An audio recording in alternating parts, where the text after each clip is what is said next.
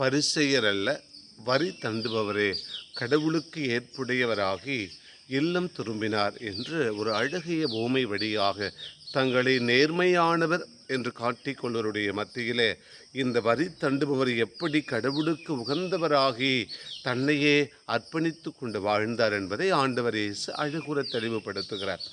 சனிக்கிழமை அன்னை மரியாவுக்கு அர்ப்பணிக்கப்பட்ட இணையனால் கடவுள் பார்வையிலே தன்னை தாழ்த்தி கொண்டவள் மரியா. ஆகவே தான் கடவுளுடைய பார்வையிலே கடவுளால் விலையேற பெற்றவளாக உயர்ந்தவளாக ஆண்டவர் இயேசு அவரை உயர்த்தி மகிழ்ந்தார்.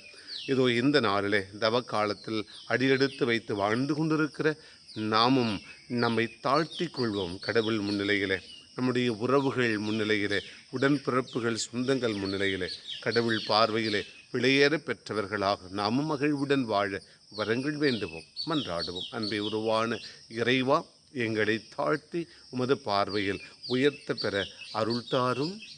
ஆமென்.